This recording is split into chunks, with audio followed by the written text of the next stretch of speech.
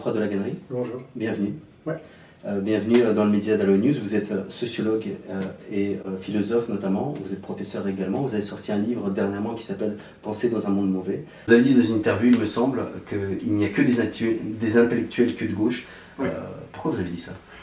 En fait, c'est une question très importante. C'est d'essayer de lier la question de la pensée, de lier la question de l'intervention, de la réflexion, à la question de l'émancipation, à la question de la critique des systèmes de pouvoir, des critiques des systèmes de domination.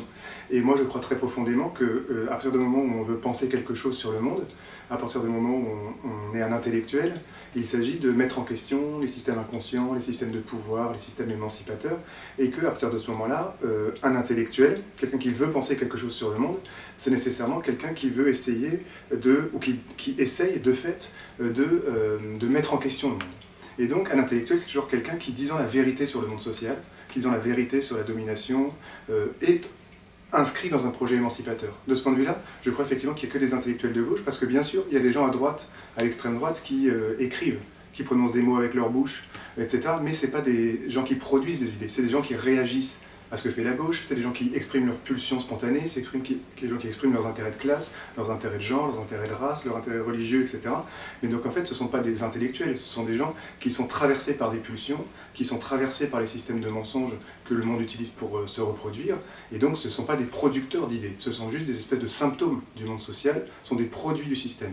Alors qu'un intellectuel, c'est quelqu'un qui essaye de sortir des systèmes, d'objectiver le monde social pour le rendre meilleur, et donc de ce point de vue-là, il n'y a d'intellectuels que de gauche, et d'ailleurs, il est très frappant de constater que quand tu fais l'histoire des intellectuels qui ont compté, que ce soit Sartre, Simone de Beauvoir, Pierre Bourdieu, Michel Foucault, aujourd'hui Judith Butler, Didier Ribon, etc., ce ne sont que des gens marqués très à gauche, dans la gauche radicale, parce qu'il y a un rapport entre la gauche et la pensée.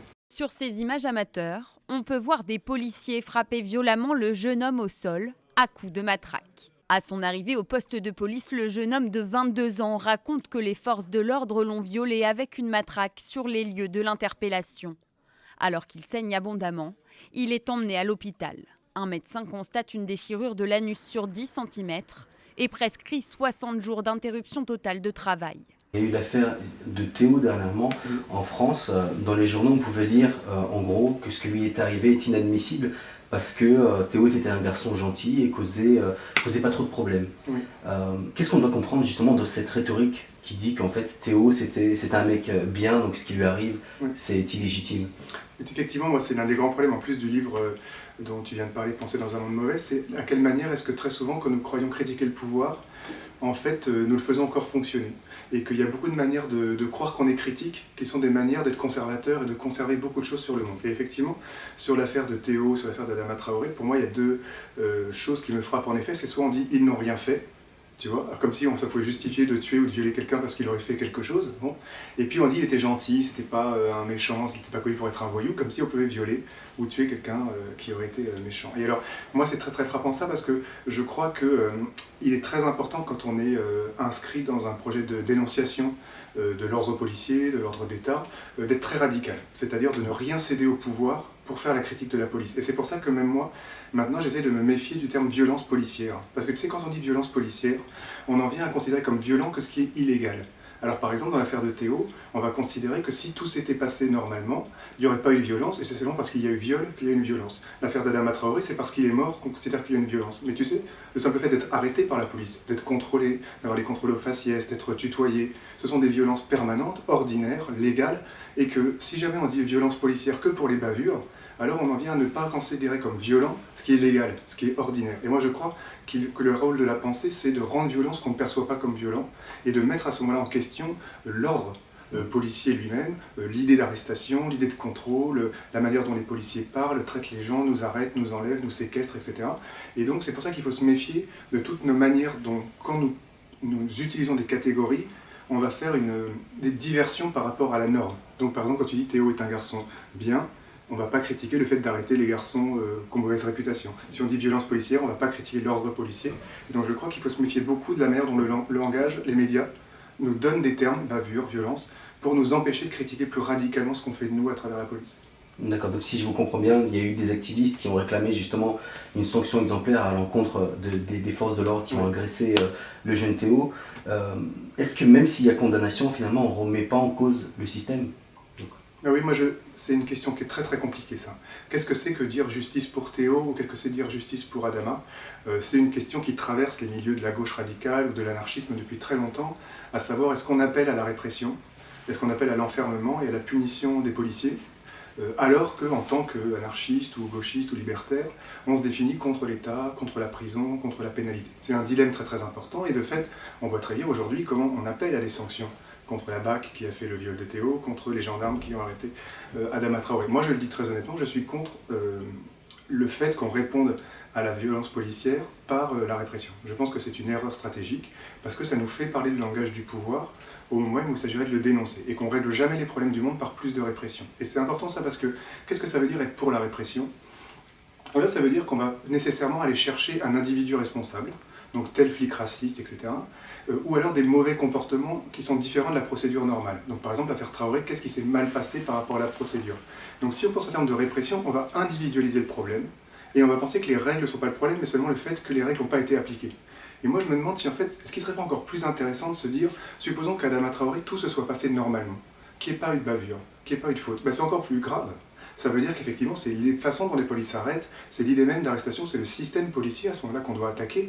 Et donc si jamais on pense pareil, la BAC, c'est pas un individu raciste, c'est tout le système de la BAC, la perception que les flics ont du monde, la perception que les flics ont des Noirs, ont des Arabes, du territoire, de l'occupation du territoire, etc., qui est en jeu.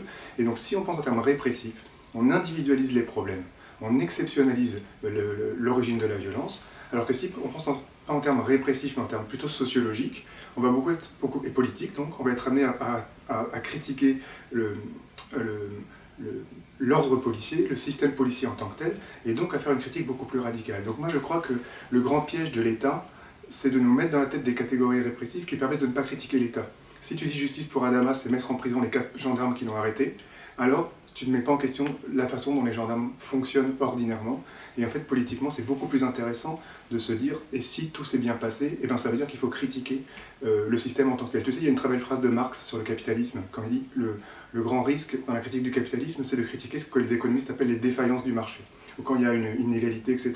Et Marx il dit, la critique du capitaliste, elle doit critiquer le marché quand tout va bien, quand tout le monde est content, quand les gens sont bien payés, quand le salaire est respecté. C'est à ce moment-là qu'on doit objectiver ce qui ne va pas dans le marché et qui s'appelle l'exploitation. Et donc en fait, c'est quand tout va bien que rien ne va bien. Tu vois.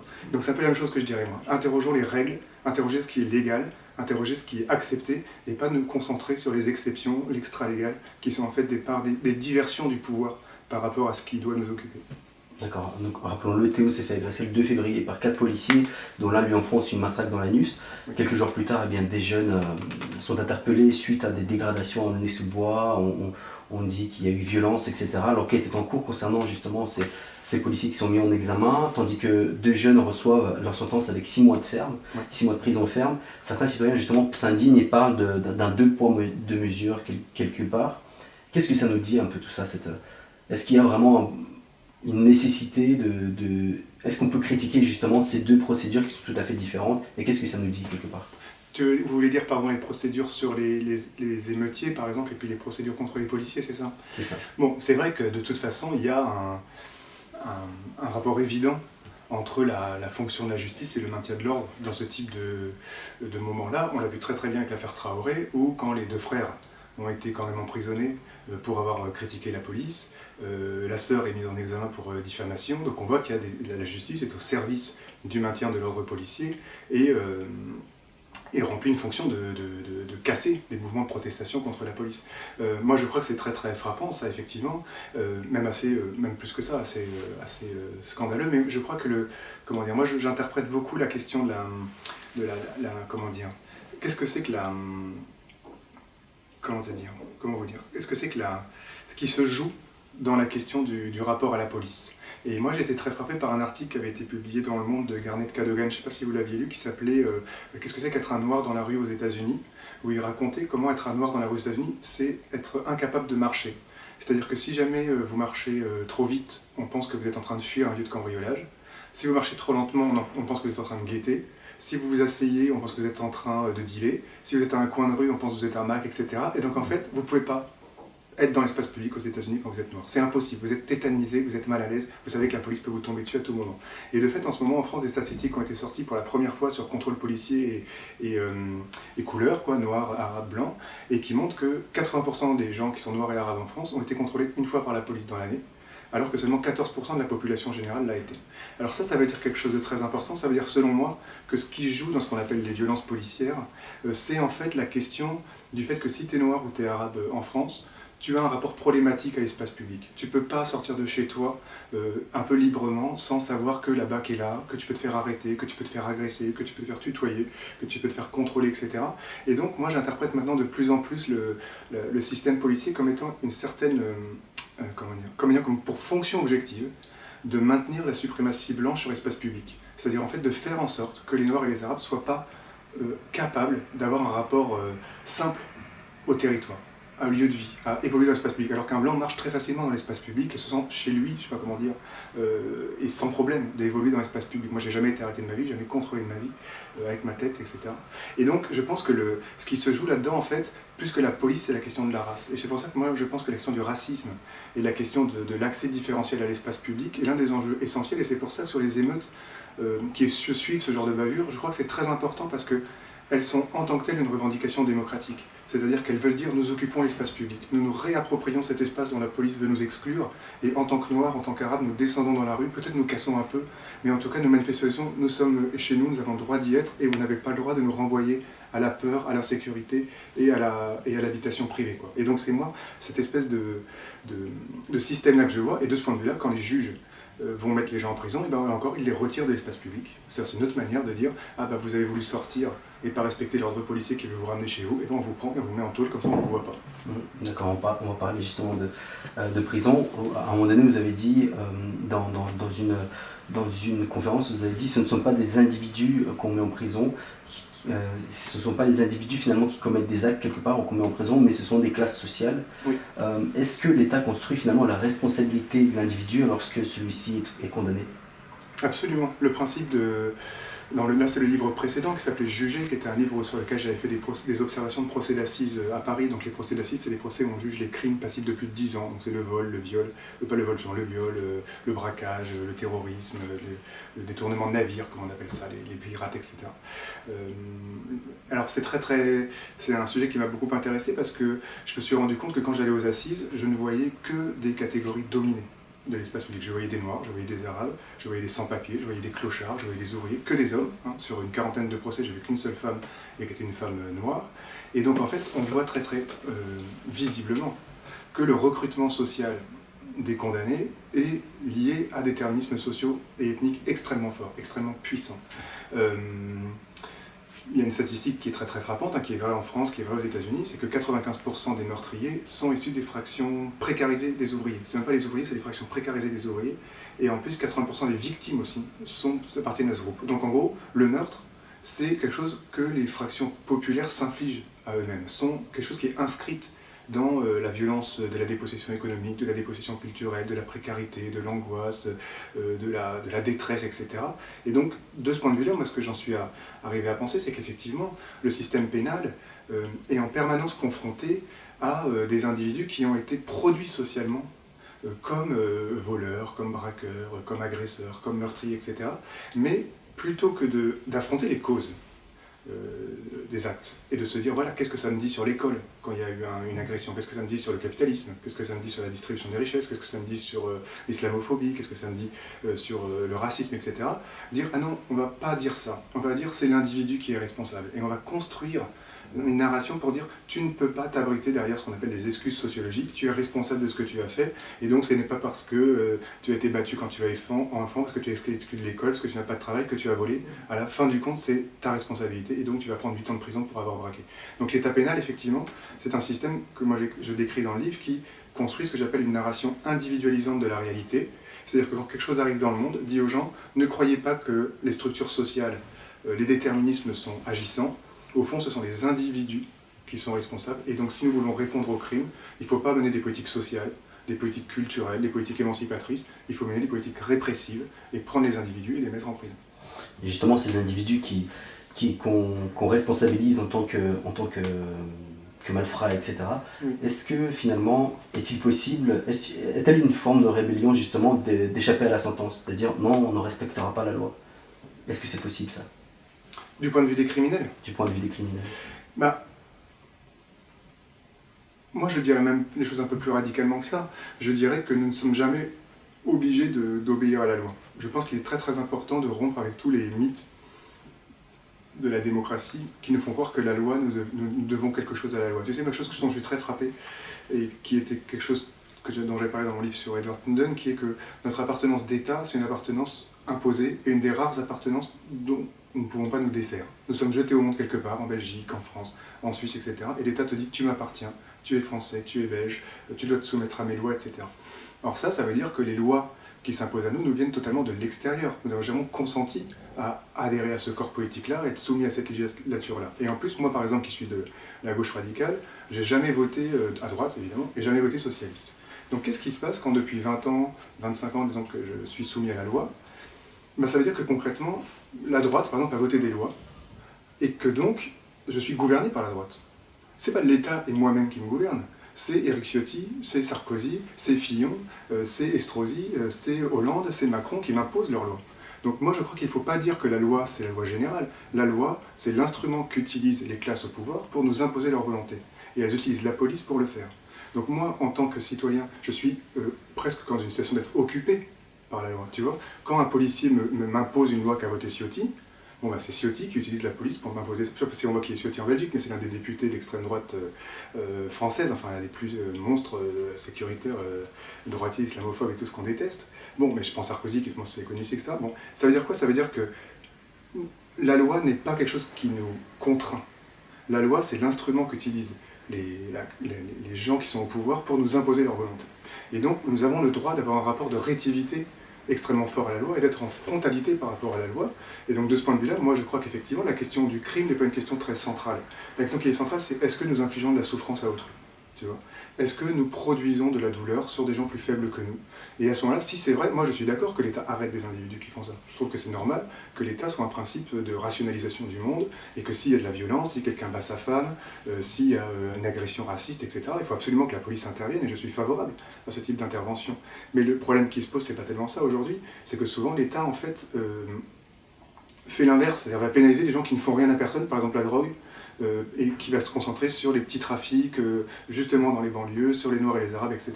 Et qui donc va produire à travers l'état pénal un renforcement des inégalités sociales, beaucoup plus que lutter contre, tu vois, et c'est ça la question. Mais justement, vous avez dit quelque chose d'intéressant justement lors de la conférence, vous avez dit qu'il y a une appartenance qu'on ne choisit pas, c'est l'appartenance à l'État justement, Oui. et les lois qui nous régulent, etc.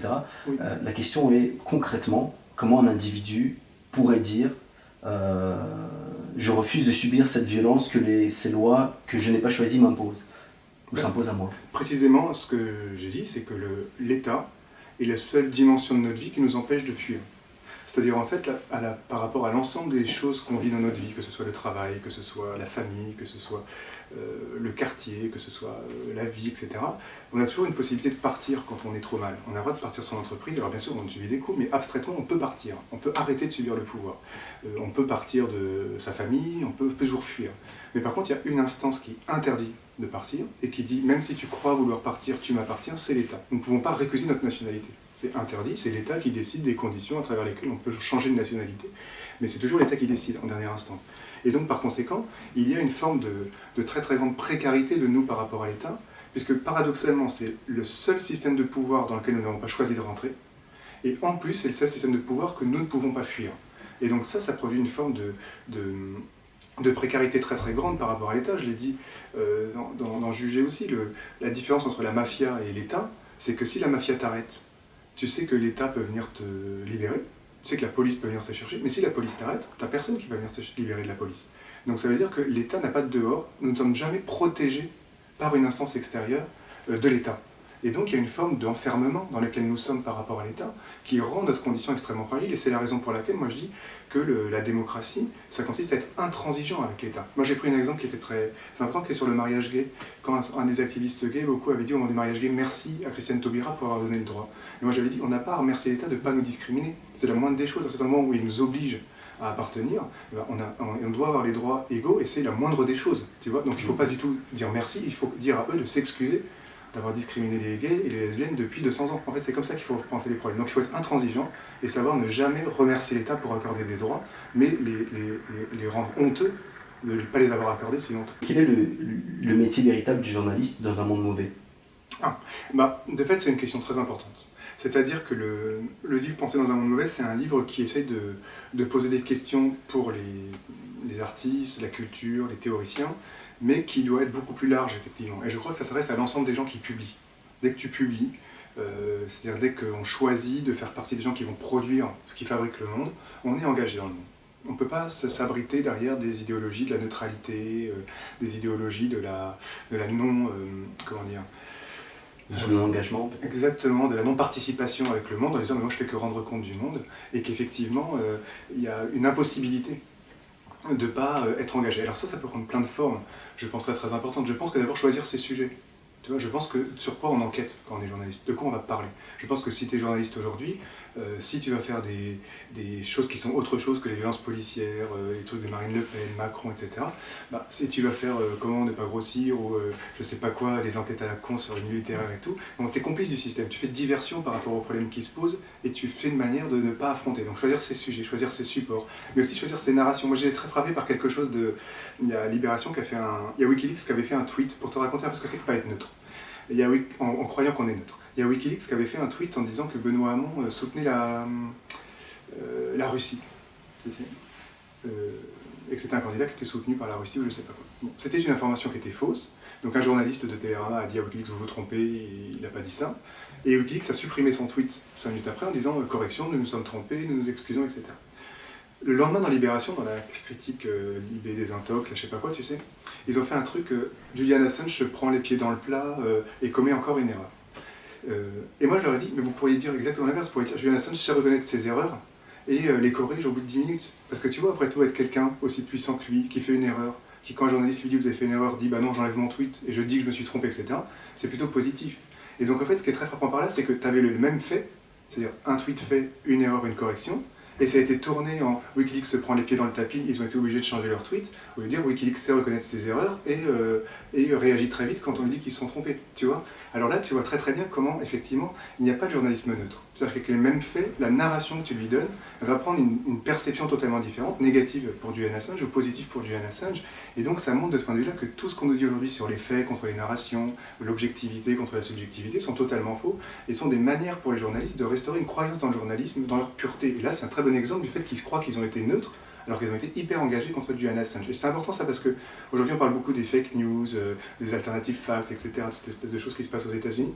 Et moi je crois qu'il est très important de penser que tout ça c'est des instruments que le journalisme utilise pour restaurer sa dignité, alors que ça a été l'un des principaux instruments du mensonge sur le néolibéralisme, sur l'islamophobie, sur le racisme, sur l'homophobie depuis 40 ans, et qu'il n'y a pas plus mensonger qu'un journaliste dans ses narrations, dans ce qu'il fait, dans ce qu'il dit, et que par conséquent, il faut se méfier beaucoup de cette manière que le journalisme utilise Trump pour redorer son blason, alors que depuis Bourdieu, on sait que dans le livre sur la télévision, le livre superbe, qu'il n'y a pas plus producteur d'artefacts que le journalisme.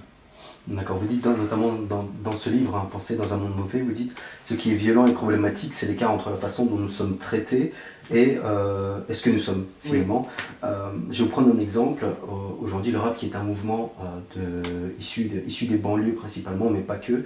Et à chaque fois, on tombe dans cette caricature lorsque des rappeurs arrivent dans les médias traditionnels, etc. Donc, ils ont ce recul à dire, mais en fait, on se fout un peu de nous, nos caricatures, on nous prend pour des mecs un peu bling-bling, qui ne savent pas lire, etc., etc. Moi, je suis inspiré de mecs comme Carlito de la Mafia Qu'un Free, comme Oxmo Puccino. Grand poète. Un grand poète. Ouais. Non, mais vous dites que vous avez lu Tolstoï, que vous avez lu Céline, Le voyage au bout de la nuit. Ouais. C'est vrai, ça? Ouais, c'est vrai. Qu'est-ce que vous avez aimé dans ces textes-là? Je suis peut-être un peu virulent là, dans la manière dont je vous réponds, mais c'est pour... Non, je veux bien que les gens ils comprennent que le rap, c'est une musique, quoi. D'ailleurs, le problème de votre album, c'est qu'il n'est pas plus virulent que vous en ce moment. Après, je pense que c'est vraiment une différence de culture, quoi. Parce que moi, les grands rappeurs qui m'ont fait, j'ai bossé avec eux. On se comprend, quand on parle de musique, on se comprend. Vous, ça se voit que c'est pas trop votre domaine. C'est pour ça, avec humilité, je vous dis que bonne chance. C'était pas très humble, c'était plus une genre de battle, mais donc je pense ça bien. Comment peut-on objectiver cette violence qui s'exerce dans les médias, notamment sur la culture urbaine ? Ah, de fait, ça c'est un très très beau sujet. Et je vais vous dire la vérité, je connais pas très bien le rap, la culture urbaine, c'est pas tout à fait mon monde, j'en écoute pas beaucoup, donc je suis pas très, je connais pas très bien, ça c'est la vérité. Par contre, ce que je sais, c'est qu'effectivement, je pense que beaucoup de gens, comme vous l'avez dit, qui peuvent faire du rap, qui peuvent faire des choses très différentes d'ailleurs dans les cultures urbaines, sentent la, comment dire, l'incapacité d'imposer une manière de parler d'eux-mêmes aux journalistes et qui sont toujours récupérés par les fantasmes que la petite bourgeoisie journalistique leur impose. Et là, je pense qu'il y a une question sociologique qui est l'écart entre le fait que le journalisme, en tout cas en France, est très dominé par le milieu de la bourgeoisie blanche, culturelle, etc., et qui ne connaît pas du tout, en fait, qui est très peu de noirs, très peu d'arabes, on le sait très bien dans ce type de médias-là, et par conséquent, ça produit un écart entre les perceptions et ce que les gens sont, et ça c'est une extrême violence effectivement qui est opérée. Et je pense que beaucoup d'artistes dont vous venez de parler, je pense que quand on fait leur portrait dans les journaux, ils doivent être furieux, ils doivent se dire ça parle pas de moi, c'est pas ce que j'ai dit, c'est pas ce que je suis, tout est faux, et peut-être tout est vrai, mais tout est faux. Tu sais, tout est construit avec plein de vrais, et à la fin ça fait un truc faux. Là c'est un truc très important ça, pour comprendre la dépossession journalistique, c'est-à-dire la manière de raconter des histoires à travers des choses vraies, c'est quelque chose de très frappant. Alors je pense que la question qu'on pourrait se poser, c'est qu'est-ce que serait que imposer aux médias de changer leur narration. Et ça, moi je crois qu'il n'y a pas 36 solutions, et on a la chance aujourd'hui d'être dans une période de crise des médias, et tu sais, vous savez, il y a une très belle une de PLPL qui s'appelait un journal qui meurt, c'est un peu de liberté en plus. Bon, moi j'y crois beaucoup à ça, c'est-à-dire que quand les journaux sont en crise, bah, effectivement, ça rend possible plus d'espace à créer. Et avec Internet aujourd'hui, on peut avec très peu de choses faire des médias, très puissants et parfois beaucoup plus puissants que les médias traditionnels, qui sont souvent dominants par rapport aux médias traditionnels, parce qu'il ne faut pas sous-estimer que les médias qu'on voit comme dominants sont souvent obsédés par les choses d'avant-garde, qui s'inventent, des choses plus radicales, plus innovantes, plus puissantes, et souvent essayent de les absorber d'ailleurs. Donc je crois qu'il ne faut pas trop chercher à être représenté par les autres. C'est ça la question. En gros, si jamais tu es un rappeur et que dans Libération ou dans Le Monde on parle de toi de manière totalement caricaturale, totalement en décalage par rapport à ce que tu sens, ce que tu es, ce que tu voudrais dire, etc., bah, peut-être la question qu'il faut se poser, c'est est-ce que c'est très important d'être représenté dans le monde? Est-ce qu'il ne faut pas se doter de ses propres outils? Est-ce qu'il ne faut pas être, ce que dit Bourdieu, autonome et se donner à soi-même ses propres instruments de production, comme vous le faites avec ce site par exemple, voilà, se doter de ses propres instruments de production pour pouvoir circuler à la fois ses discours et maîtriser les cadres de circulation des discours? Puisque l'une des grandes questions de la gauche, de la critique, de l'innovation, c'est que si jamais vous restez prisonnier des dispositifs institués, votre parole elle est toujours un peu programmée par ces dispositifs. Donc il faut inventer des dispositifs. Et il faut absolument savoir inventer ses propres cadres de narration. Donc peut-être que, plus que de dire comment faire en sorte que Libération parle de moi de manière adéquate, créer un média qui va les remplacer, voilà, et qui va accélérer leur disparition, c'est peut-être ça la chose la plus importante. Donc quelque part, le groupe de rap français phare qui s'appelle PNL en ce moment, Ouais. qui a refusé toutes les interviews Très et qui bien. dit que la famille sont quelque part de gauche radicale. Ouais, en fait, ouais. Et ben tu sais, je sais pas si on se tutoie, c'est pareil.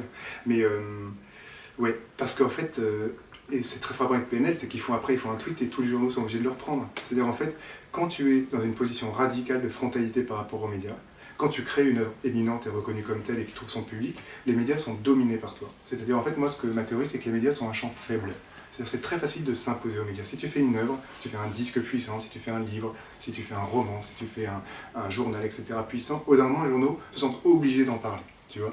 Et donc, c'est pas en n'y venant pas, c'est pas que tu t'en exclus, c'est que tu te mets à les dominer, à imposer ce que tu veux faire, à imposer ta temporalité, à imposer ton discours.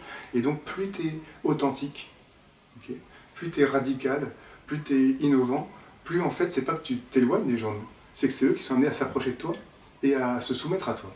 Alors c'est des langages un peu bizarres, dire soumission, etc. Mais je pense qu'effectivement, le grand piège, c'est qu'est-ce que c'est que être dans les médias sans être médiatique. Vous voyez ? Et au fond, être médiatique, c'est se soumettre aux dispositifs que les médias imposent. Ils vont organiser une table ronde sur les cités aujourd'hui, tu vois. Et alors les gens vont y aller et vont faire la rôle prescrit, le gauchiste va dire ceci, le droite va dire ceci, Ciotti va dire ceci, etc. Bon, ça, c'est être médiatique. Ne pas être médiatique, c'est quand c'est les médias qui sont obligés de parler de toi. Tu vois, vous faites un album, vous faites un journal, vous faites un livre, et là, ils sont obligés de parler de toi. Et ça, c'est être dans les médias sans être médiatique. Et c'est ça qu'il faut arriver à inventer, c'est ça être authentique, c'est peser sur l'espace public avec son propre travail, et surtout pas se soumettre à l'espace médiatique, parce que sinon tu disparais quand les médias disparaissent, et à ce moment-là, tu n'as pas une vie authentique. Merci beaucoup.